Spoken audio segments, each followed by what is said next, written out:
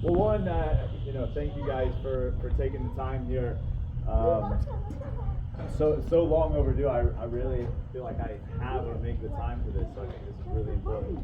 Um, to just have some time because I think there's a lot of things coming up, and I think I get caught up because of the world that I'm in. Some of this is done for me, some of this is communicated for me, so I forget that it's necessary to come back and kind of go over it. So really how I kind of want this to happen is I want to give you guys kind of maybe a little bit of a recap of what's going on, what's happened, where we're going, and then open it up to questions because I know we got some pretty big things coming up. One, the transition from what you'd call, I guess, the youth club programming that we've been a part of into the full academy, which starts at 15.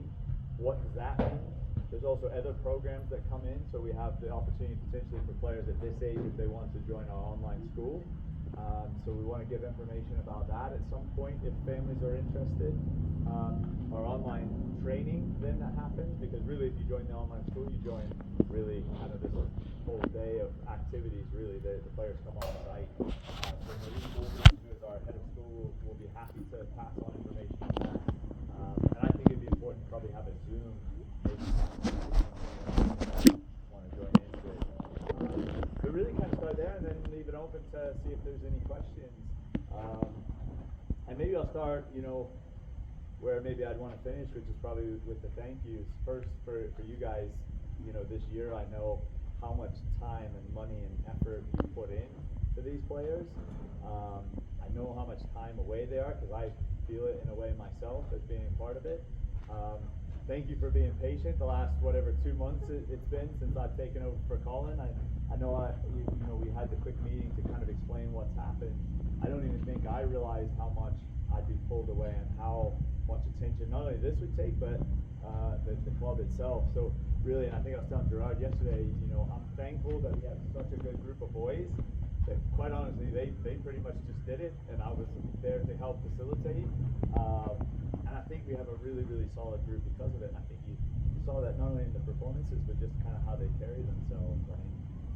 I think the 6 or 7 games that I was here, there's this quality of play, obviously, which we've qualified for the MLS Cup through quality of play, which they rank it attacking, defending. There's certain actions that they give more points to. But if you look at the results, we beat every MLS club since I've been here. I didn't pay enough attention before, but I know that that's always a benchmark for us. And not that it's to be disrespectful to the non-MLS clubs, but that's really how we benchmark ourselves now. What do we do against those clubs? Because they think very similarly to us. They want to push players up. They want to be about player development. And kind of coming into this age group where this year and next year, there's so much change in the boys. It's a really delicate year, this 14s and the 15s. So I think, one of my goals going into this next season is one, I'll be much more available from a standpoint of supporting our staff because I'm not going to take a team. I think that it showed me this year that there's just so much to do that when I'm gone to 11, 12 days at GA Cup in Florida, the boys are being passed off. When I'm gone in Maryland, the boys are being passed off, and that's unfair to them, quite honestly, in the end. Which is why I say I'm so thankful for the players in the group that we have and you guys as parents. But I think it's a really delicate age in the sense that players are going to be changing. There are all these different sizes and maturation and all of this stuff. You'll also see us really focus on the individual, and so sometimes you sacrifice a result based on what's the needs of the player. So we just have to, I think, spend more time to let you guys know and let you know that you have support here, but two, that really for us being on site here, it's something completely different. I don't take that lightly or just say it to say, oh, we're different, but we are, and our priorities are what we're trying to do. My job, every time I meet with Corey Smith and Chris Cartledge, the technical director and the president of the club, is they're asking really about the individual. Who's the next player? Who's the next Darren Yappy? Who's the next Cole Bassett? Who's the next Sam Vine? That's all they care about. The results may come later. Trust me, they're happy when they come out. Chris is watching the FC Dallas game. Super pleased to see that we have interesting players and we compete with the best clubs in the country because FC Dallas, I consider, not only are they one of the best clubs in the country, they're one of the best producers of players in the country. So, and again, this happens all on a different time frame than maybe what we all expect too. So I think we see the the Darren Yappy maybe, and you think, well, that's the norm. Everyone becomes a pro at 17 or 16, it's easy. That's actually like probably the only one that I can think of that's happened that way.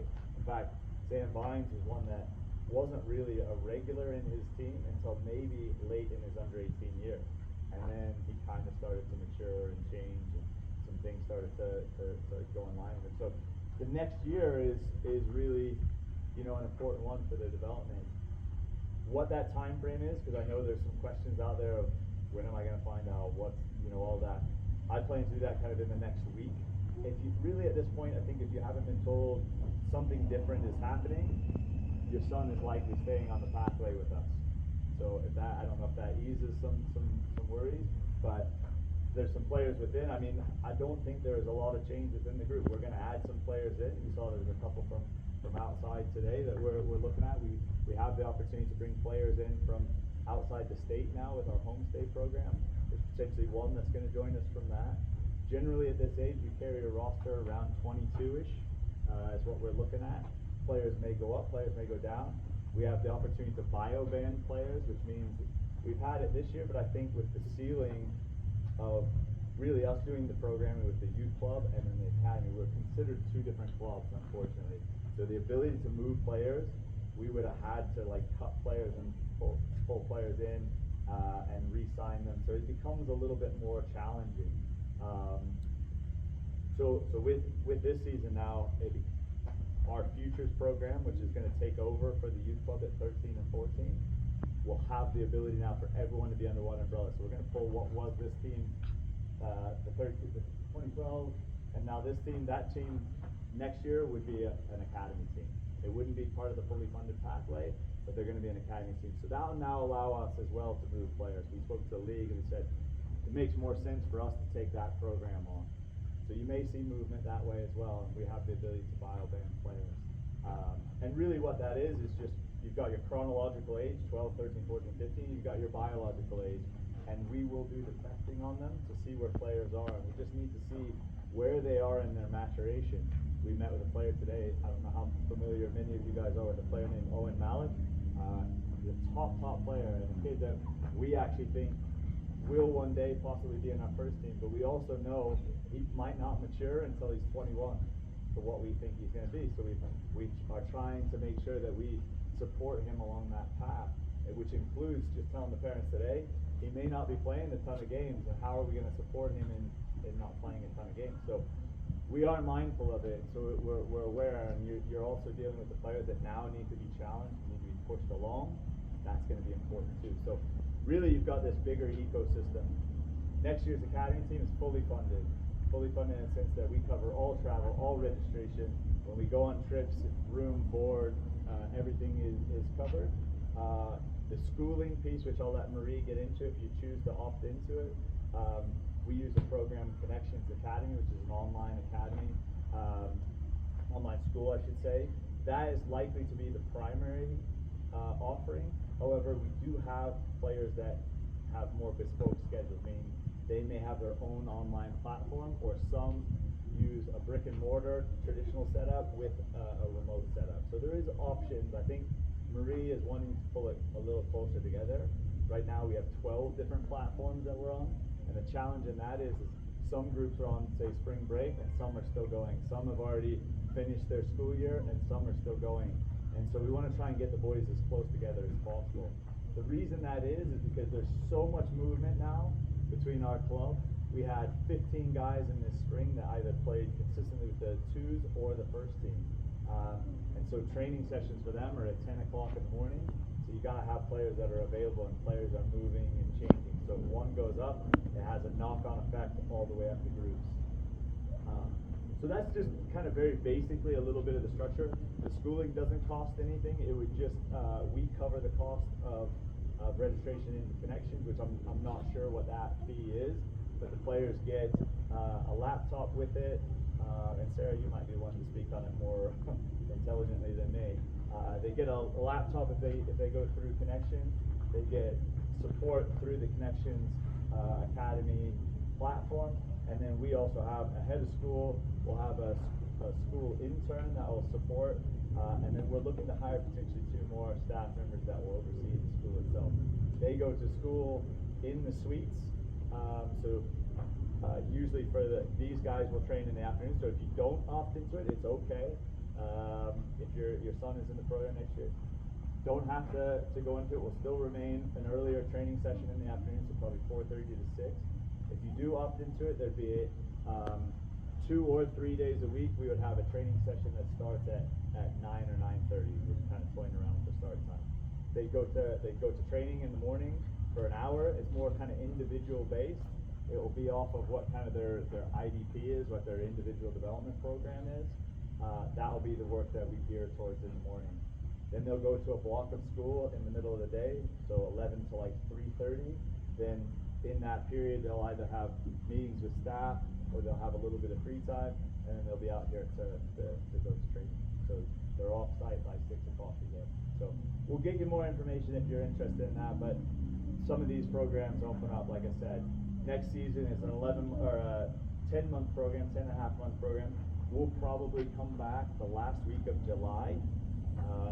We're still tossing around the idea of what to do. Last year, this age group went to Ireland for preseason, went and played at the Galway Cup. We're still tossing around if we take this group or not. It's a really cool event, but you basically come in, train for a week, and you're off to Ireland. And we were training last year in 100-degree weather on the turf, and then we got to Ireland, it was 40 degrees and raining sideways, and it was like a complete shock to the system for the boys. So we're tossing around what preseason will look like, but you can probably plan for family vacations, everything that, let's say our last day we play in Nashville is the 22nd, then we would break till probably that week of the 23rd of July, I think it is. So if you just want to do the planning off of that. The boys would come in typically for a 1-week orientation, which we basically took the full day of activities, and then they'd go back into the normal rhythm of training. School, I believe, is going to start at the end of August for the players. August 29th, I think, is what I saw here, Mark. So that's just kind of that as far as structure. Is there any questions just of that? I know I'm probably missing things. So. For the development, is there a time where they get to a certain age where it's mandatory for them to come? That's a really good question. We've tried to push it now to where starting at their under 16 age, they are in here full time. Just again, because those players are the ones that are most likely being affected by pulled into the second team, stuff like that. So it's a really good question, yeah. But we have a couple of players, like Owen is one that kind of works off his own platform, and we have a kind of more bespoke schedule for him that we kind of work with the family. It's a really good question. Anything else structurally? The question that I have, I don't know if anybody else has this, but you know, I have a kid that's pretty academically driven, so I would like for him to take, you know, the accelerated advanced placement classes, and Connections may or may not have all the classes that he would need. Yeah. And you know, accelerate his college credits, right? Yeah. So if there's an opportunity to do it through Cherry Creek Schools, no issues, right? Yeah, no issues, no issues. I think Marie would be the one to have the final clearance on it, because we know that that's the case. I mean, we had 3 guys go to Ivy League schools this year, and we know we had to kind of supplement their education. We had one go to Brown last year. So yeah, we're supplementing those schedules for sure. The schedules look a little different. We'll go into, is there any more questions kind of on timeline stuff, or where I kind of go into what the actual season looks like? Because I think there's some important changes as well. So we will actually go into what they call a pro pathway division next year, whereas previously they'd only had it at the 2 ages, 15 and 17 before. This past year it's 16 and 19. So really the under 18s that we call it, it's 17s, 18s, 19s that are in that group. They've decided, the league has decided that they're going to go to 15s as well. So 15s, 16s, and 19s are going to be the pro pathway leagues. So what that essentially means is the bulk of our schedule will be against MLS competition.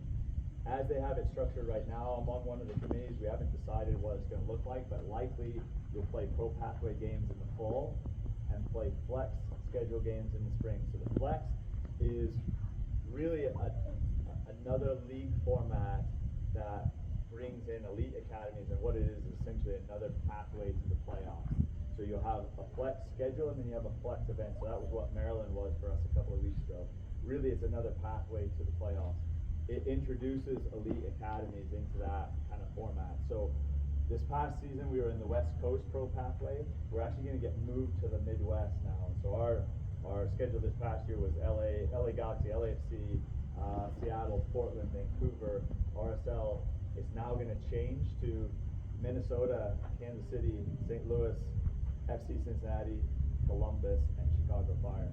So a little bit less sexy destinations, I guess you'd say, but a little bit better on the budget, and probably not as nice to go to Chicago in February as it is to LA. But the bulk of that will be done in the fall. The other thing that's unique is we'll probably go to one game fixtures.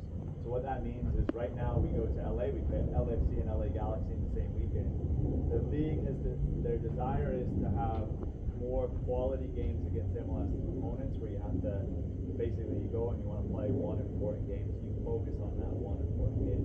They also want the staff, the academies to manage their squad. So you're coming in and you're going, well, I'm not going to play everybody over this 2-game period, but I might select players for certain games now, and all the focus is on those 18 players.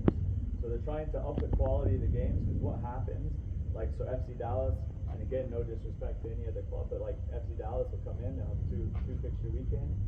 We always play the MLS team on the first day because that's where they want to put their resources. The second day is usually reserved for players that might not get as much time, or they need to bio-ban, so we're trying to kind of have a little bit more calculated look at that, so that we focus on the MLS teams. So we'll have one game weekend fixtures is the plan right now. So we'll go to Chicago, play Chicago on a Saturday, and then come back. And I think it's a little less invasive on the players as well. So you're coming back on a Sunday versus having to come back late Sunday night, and then next morning they're getting up and they're going for school or whatever it may be. So that's the plan. In the spring, you introduce the flex schedule. So flex right now, the competition for us would be, we'd be back in the Frontier division, which is familiar for us, except you'd add Real Salt Lake, and they're going to take our position in the Frontier division in all likelihood. The other catch is, in the flex and MLS Next Cup now, all MLS academies will play one age group older. So 15s will play 16s, 16s will play 17, and the 18s are already playing into the 19s.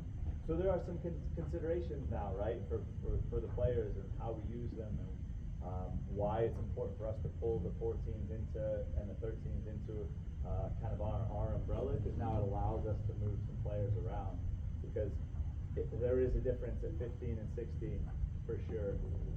If you have a 14-year-old and a 16-year-old, there's some physical differences. So we just want to make sure that you're aware, because as we met, again, I was on another committee, the results will change. So what they were looking at is essentially when MLS teams play elite academies, 85-ish% of the time the MLS club wins. When you play a year up, that percentage goes down to 60 roughly. Of those 85% in the game, the elite academies were losing by more than 4 goals. So it was a pretty big amount of the games that you'd see pretty lopsided results. So they're also looking for more important games when you do play the elite academies. So in turn, we have to be okay, all of us academy directors that got together and said, we have to be okay with MLS clubs probably not winning women national championships as much anymore, okay losing games, and we just have to say, look, it's for really because we're doing something different. This came from Luchi Gonzalez, who was San Jose's first team coach, is now San Jose's academy director, and he was a big proponent of it, and he was kind of really the one who helped revolutionize FC Dallas, where Ricardo Pepi and a number of those players came out. And he was like, I'm completely behind it, but we got to be really diligent in educating our players and our parents and what's going to happen. So just that we'll have more information as that comes, because we still, I'll be honest, I still don't know what that will look like. There's a lot in there to unpack, more than just, okay, we're playing up an age group, right? Because it'll impact as we move, as player movement, even players that need to play older, it'll impact them because they could be playing 2 years up. So it's just something to be aware of. But I think those two big pieces, the single game fixtures, the pro pathway, whereas this year our 15s didn't play in pro pathway, I think it gives a little longer on ramp. Those MLS games are tough, very tough, especially when we're playing the West Coast. Every game you're playing against top players. So now you're in it right away. and you're kind of thrown into it. So we'll all be aware and mindful of it. We wouldn't, you know, we all believe the players would have the capacity to be successful, but I think it's just important to talk about as we go into next year. So as we look to potentially bio-ban players, as we look to manage playing time, as we look to map out the minutes for players, we're trying to get better, more precise. Now this group will have more access to data, physical data, testing data. We're all in the same database as the first team. So the first team, athletic trainers, performance coaches, first team staff all have access to the same players. We have a system called Smartabase, and basically we can see everybody in the club. And we could compare two clubs. We could compare Cade to a player of similar position in the first team. We could see the power outputs that he has, how much running he's doing, how many actions he has. So the players will have so much more data that we'll be able to pull from and give information about and use it in player development. So it's pretty cool the steps that we'll take. So in saying that, we will be able to manage the players. That's not a way of saying, well, we get it right 100% of the time. No, we don't. We just have more information about the players. So pretty cool in that sense. And like I said, the players are kind of going into that ecosystem now. So a little bit of a change from that standpoint. Yeah, that's a lot of information. I don't know if anyone have questions on that. So that's with the vest. Is that what you mean by data? They'll be all be wearing the vest. All the players wear GPS pods right now for training and games. So sometimes you'll see, like you see in the games, sometimes players having to do certain running at the end. It's not just because they lack fitness, but they might need a certain number of high-speed running or distance running to prevent injury, not just fitness. So there could be some of that as well. Yeah, good question. With that too, you know, and I know we haven't really talked about it, but I think it is important. You know, we have a whole support system. We have probably the most robust player support system in the league. Everything from player care to safe sports. Obviously, we've got the education pieces too that the players will have access to. I think that's just really, really important. Just nowadays, I think it's more obvious. It's more obvious. It's probably we have more information. We have social media. We have things that we can see what's going on with players a little bit more. And the pressures that they put on themselves to become professionals, I think is probably underestimated. So we have that support system for those players now beyond someone like myself. We have actual professionals who know what they're doing in the field, are experts or can refer us to experts. So also with, you know, the amount of change that they're going to feel, they'll also feel more support and have access. And certainly we want to make sure that they know they have access to it. I have another question. Sorry. No, this is really good. The outside competition is always an issue because players want to play, right? They want to get games in, they want to do other things. However, we don't have any games between now and then, so you know, if they get asked to play this weekend in Real Cup or get asked next weekend, what's the academy's position? Yeah, I mean, look, my position on it would be, you know, as I just told the boys, I think you know, we're going to take a longer weekend. I think we all need it, myself included. I'm selfishly going to say, let's step back for a few days, and then we can jump back into it. I've asked them that if they have the time to take it, because I think the next 20 days are going to be pretty intense to lead up to what we want to do. So I'd ask, look, I'm not going to stand up here and say I'm going to police everybody and say you can't. I prefer you don't. Because if a player gets hurt and they don't get a chance to experience that MLS Cup, we'd probably be let down. Who knows, we may play one game and be knocked out, that's okay. But if they go and play Orlando City or Inter Miami or LAFC, these are unbelievable experiences, right? So I don't want them to miss out. When they become academy players, when they sign for us, they cannot play outside competition. I know it happens. We've heard things of some of the first team guys getting caught in indoor places. And really, the club then takes a completely different stance because we spend about $80,000 a year on player development. So each player costs us about $80,000 per year. So when I go to Torrig and say we have players getting injured playing outside, not only is it against the league rules, he's not going to be happy because we spend about $5-ish million right now on our academy, which is a lot of money. It's a big investment. So we want to make sure that that investment is being looked after, right? So that's really why clubs dissuade. And to be honest, you know, certainly let's look at the player that comes into the online school program. The work that they're doing is so robust now anyway. Like there's probably not a lot of time for them to do other things. if they're not, there's still a lot to do. So I would say the stance that we've had is to probably be a little bit more strict because it is an investment versus right now you guys are invested in it. Not saying it's because it's not money, but that is what the stance of the club is. It's a really good question. So with all these changes between the pro club next year, or the academy club next year, and there's the futures team, right? I understand the academy team's going to be focusing more on pro MLS. Does that mean there's going to be a significant difference? The futures group is going to be playing in MLS next, and so there's going to be less Yeah, so opportunities. the whole, to sort of- that's a really good question. The whole league itself is still MLS Next. Yeah. It's just really got tiers within it. So below 15 there just isn't a pro pathway. So it's not any less significant or important to us. We'll actually have grow and oversight from last year to this year. There'll be more oversight. There'll be more collaboration. So no, I would not say the program would be any different. Any players, let's say if there's a bio-banded player, they would be an academy player that we would fund all of that for. Players would be coming into that program. But no, I think that's the intention is we want to grab that program and get closer. Not saying we're not close right now. I mean, we've spent resources on having an academy staff in there this season, but I think trying to be more inclusive is key for us. We're adding more staff. We've added more staff in the athletic training. We're gonna add one more athletic trainer into our staff as well. Another performance intern, another equipment manager. So these players will be able to have more. So that we're putting those resources at the younger players. That's a really good question. But the traveling overlap will be less. It'll be less frequent with the 12. Yeah, and the 11 that on the same place. scheduling will be slightly different because the bulk of the 15 schedule would be in the pro pathway in the fall at least. The spring it probably aligns because we'll all be in the same one. But it's a little bit different. That's a really good question. Something we would manage obviously, and even with the academy teams, they're trying to have like the futures teams are still trying to have those single game fixtures.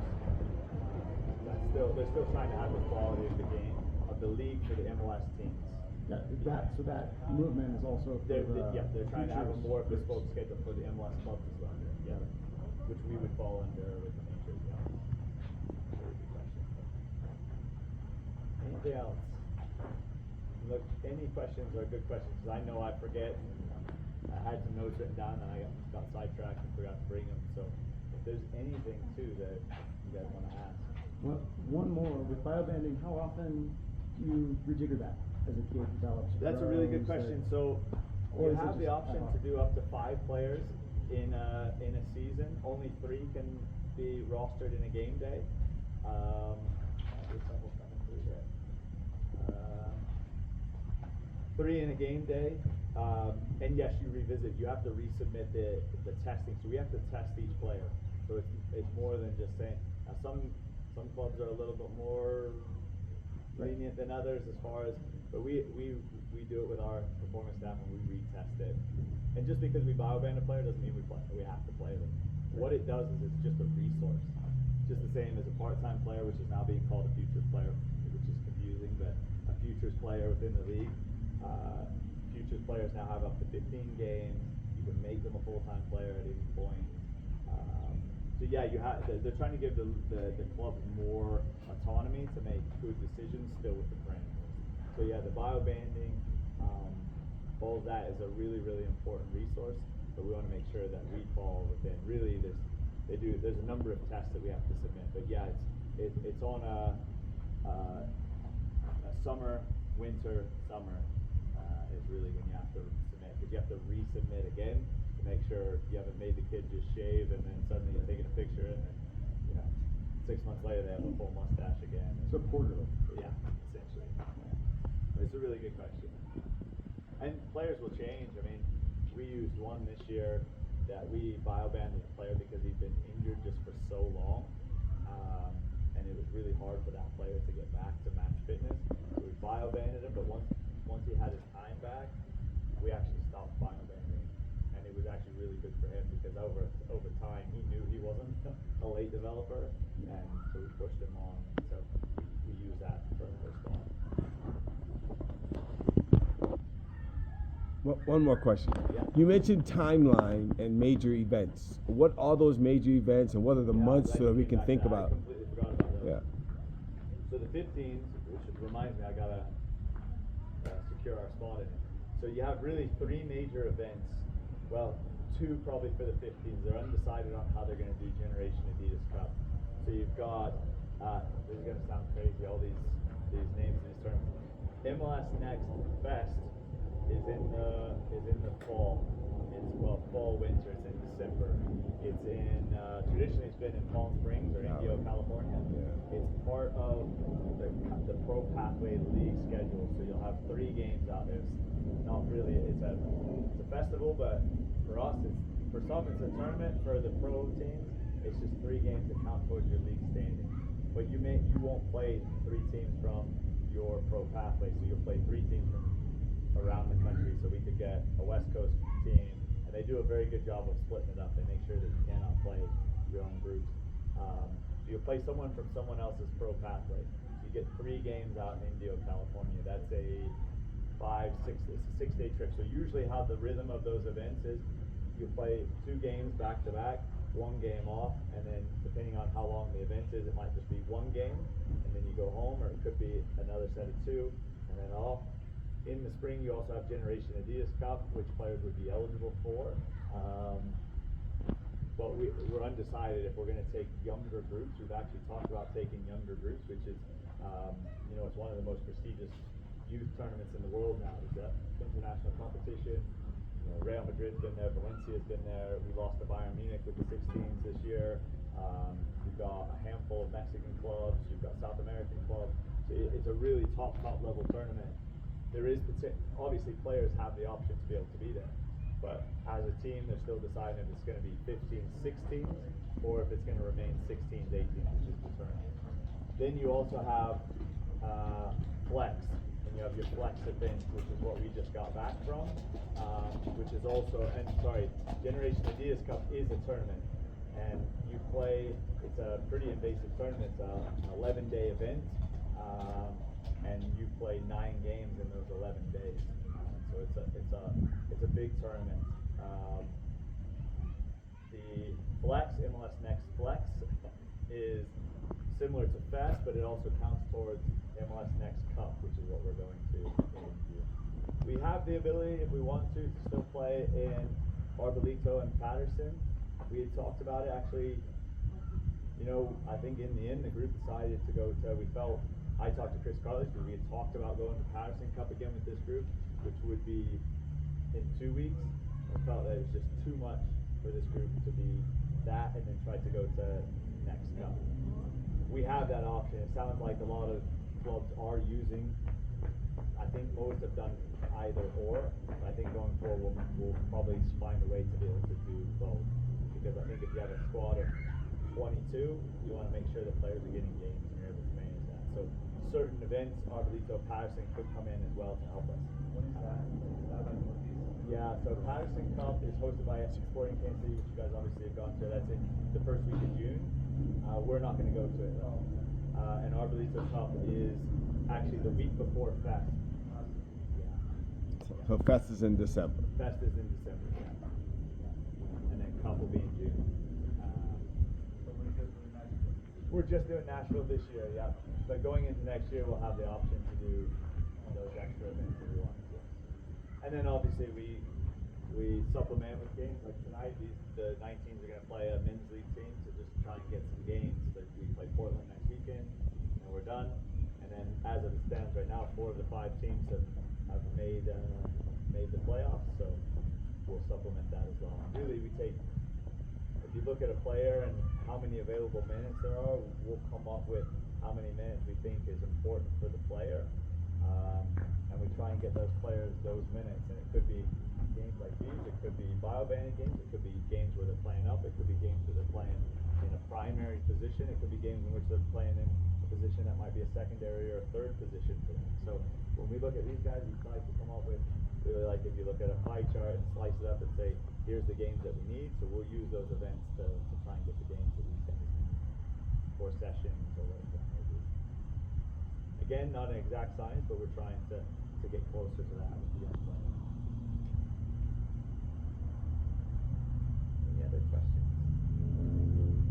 think really a couple things too to wrap up is, you know, we'll have the weekend off, we'll restart next week. Next week, having some of those conversations with the boys, I'll follow up because right now technically you cannot register players for the MLS until the end of June. So really any sort of kind of registration paperwork for you wouldn't come till then anyway.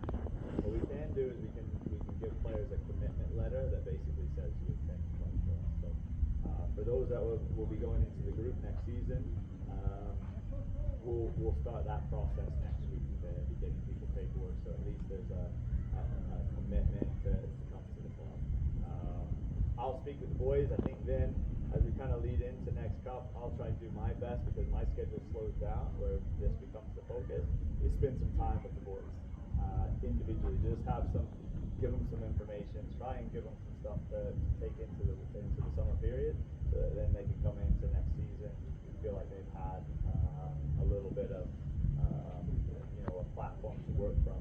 They'll have an off-season program as well, which will have prescribed from our performance staff. And again, we can always tailor it. I know there's always players here who have their own access to gyms or performance staff or stuff. So ours will work with whatever you use as well. So that's really, I think, the most important things I can think of. I know I'm probably forgetting something, and I just want to make sure time-wise you guys are okay. Talking with the boys, between you and Colin, will there be any talk from either of you with parents of individual players, like for their invites moving forward? Or Yeah, are you available Yeah, if somebody was to absolutely reach out available. to you? Yeah, I may do it for me, and I can bring Colin into it too if people want this in. For sure, I'm open to that. Yeah. But if you don't need to, I probably would do it with the boys. But parents are welcome, especially for the young players. And then, is there any projection for a coach for fall? We're still working on the staff, but yeah, probably in the next 2 weeks or so. I know Chris Cartley and I got to sit down and make sure we're on the same page as far as staff. But yeah, Yeah. I Okay. think we've got an idea. It's not Colin. You won't be volunteering. No, I'm not saying it's not. I just want to make okay, sure okay. that Chris and I are on the same page. Right now, for the 15s, 16s, and 18s, we're probably reluctant to make any more changes because of how many changes we've had this season, with Elliot going into the first team. So right now it's Colin's 15, Keon Kalilian is the 16th, and Yanni Rivera, who's on the left back, is the 18th. That's likely what it is to remain, but I want to make sure that I'm not overstepping. And it's not going to be me, that's for sure. As much as I love the boys, it's been so fun. Like my moments when I come out here, it's complete chaos when I'm there, and the second I come out here, it's some calm for me. And I really, really do, from the bottom of my heart, enjoy working with all your sons. I just want to make sure that they're getting the product that they need, and I know that me being there and doing 1,000 things and then coming here is not necessarily fair. Those guys do a lot of work. The amount of work these guys put in is incredible. And it gives me the respect. It's been a few years since I've been in it every single day. Respect what they do tremendously. Well, if there aren't any questions, again, I thank you guys so much. I'll try and work on setting up a Zoom. Maybe Sarah, we can get with you to set up a Zoom for those who want to join to find out information from Marie. I think that would be a good next step. Just if you want to hear the information and kind of the timelines for that stuff, because I think that one, you may have already tried to enroll in your son in the next school. Totally fine. But I know Connections, I think, is a mid-July cap for any new students coming in. Now, we have freedom, and that's why they're working with us to be able to get players in. But also, we just want to make sure we've got resources accounted for within the stadium itself. That only starts with high school, right? No, we've had 8th graders in there, yeah. Oh, okay. We tend to say we want older players because there's a lot of stuff that they then miss out on. You've got social aspects. Some just need the support academically. Marie has the capacity to be able to do specialized testing. We have the ability to bring staff in for that. So we can do it. It's not restrictive to that. It's just knowing it's a lot. It's a lot. For some it's great. For some I'd say wait. And again, it doesn't prevent your son from being in the 15th if they're not in that school, or if they're in 8th grade. It's totally fine. And typically, they have Mondays off. Yeah, no, sorry, I couldn't talk about that schedule. That's a really good point. Yeah, Mondays are usually an off day, and that's always been probably because of the travel schedule being, or game schedule being Saturday, Sundays. But I'm imagining it will remain that way. And any educational blocks, usually Friday, there's nothing in the morning, so the players would arrive just for this age group, would arrive just for their educational time block at 11. These guys still come for their morning training, and then they go to school, so it's a little bit different for the older player, but for this specific group, Friday mornings would probably be one.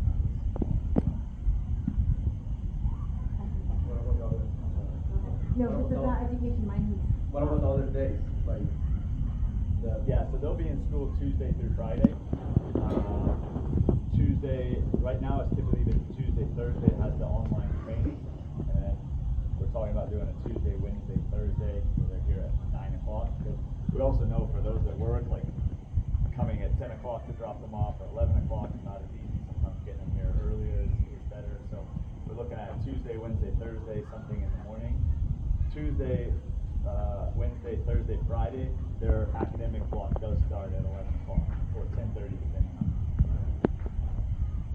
So they'd go to school those 4 days a week. We do have to and I know Marie, she can speak more intelligently again on this. We're working on accreditation through our own on-site stuff too, so we have to have a minimum number of hours that the boys are with us and on-site in the classroom. And from there, that's where most of the kind of individual meetings and plans and stuff take place. So really, they're doing soccer 24/7. Mine doesn't. Oh, you're on the video. When will you know the final roster? Hoping in the next probably 2 weeks, as we've got I think 2 more trials that are coming in. That we're pretty close. So we're close enough that we can have conversations with them. It's a really good question. So, yeah, and again, I think it's just we're trying to be calculated, and you know, I know, and apologies to cause any anxiety in here, it's not intentional. Really, I think we firmly believe, like I'm totally against how accelerated the tryout season has been, and certainly like, you know, we might be a little bit insulated to it, but there's ECNL trials going on, there's stuff going on at the youth club, there's kick around, there's all this stuff, and it's, again, no disrespect to them, but I'm completely against that from a player development standpoint. Like, the league doesn't end for us until the 22nd of June, so to have these conversations so far ahead, I think we traditionally don't even do it, like the older boys haven't even had any conversations yet. I think we are doing it now out of just courtesy in the sense that I want to give you guys some peace of mind. Really, we want the players to get through the season, and they're committed to the season, and we want them to feel that. Not that once spring hits, we're thinking about somebody else. Like, so that's why. So I apologize, I haven't been clear enough in that either. And like I said, I think we've had some way or another, and goodness, there's so many gray areas with youth club being involved in this too. And look, Daniel, I think has done a really, really good job, and youth club have helped us supplement this program so well. I know there's been gray areas in there, and I've tried to respect and support when I can. So I just want to also make sure that there's no ill intentions from us as to not talk as well. But yeah, so we're still trying to do it, because the rest of the country, there's players that have those options, and quite honestly, my job is to keep the Colorado player here, but also my job is to make sure we're producing pros, and with that, there are players from around the country that come in, and even here, the 19th team, the one that went to the finals of the GA Cup, I think there was 4 Colorado kids. And this is a group that started at under 12. The other groups have not, so this is the last of the groups that started at under 12. So of that group of 4, only 3 made it. 3 of the 4 made it from under 12 to under 19. The rest is out-of-state players. So it becomes really, really competitive.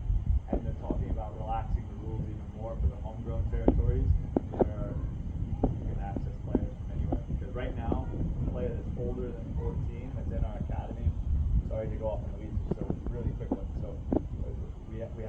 call a homegrown list, that we have the ability to sign 45 players to that list, plus 9 players from outside of our academy, so 54 players total. We have 72 players in our academy, so not every player is even on our homegrown list. Now, it doesn't mean we don't care about them, but what that means is another club couldn't come in and get them.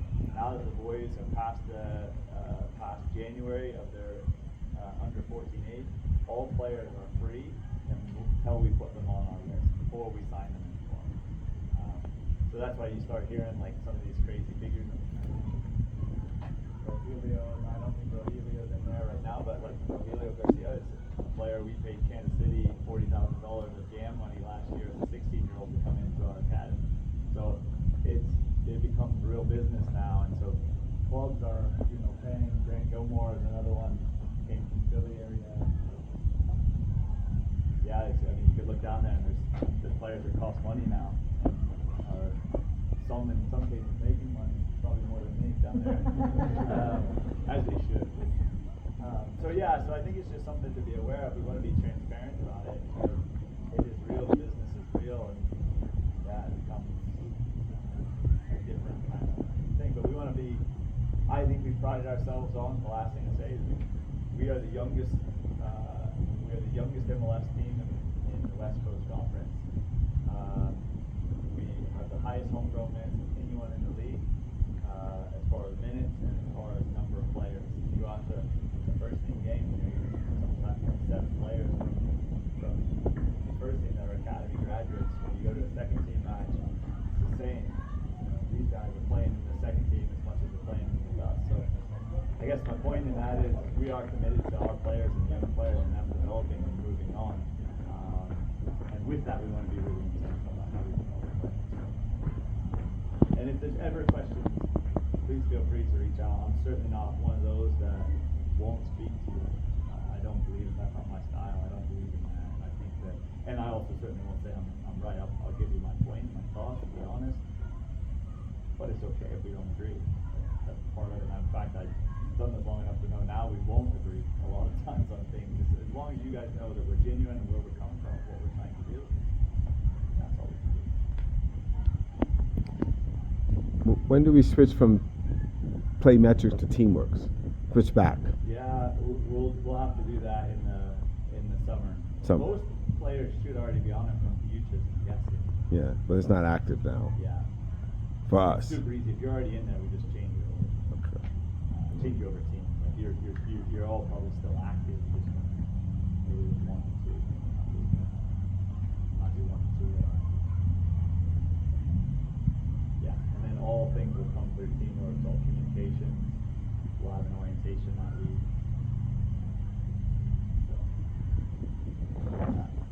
Maybe one last piece, and you can reach out to myself or Sarah. It sounds like there's still chaperones needed. It'd be great if people could come. If not, talk to the staff into staying a couple extra days in Nashville with me. But yeah, we want to send the boys out in style. And win, lose, draw from here, I couldn't be happier with the group and you guys as families and the progress the boys are showing. And we've got some, to use Carts' words again, some super interesting players in there. I think that's really cool that we've got such good people. Very good. Well, thank you guys. Thank I'm sorry you. this went way over. I hope it was informative. Yeah, thank you. Yeah. Thank you. All right, sounds good. We'll see you guys next week.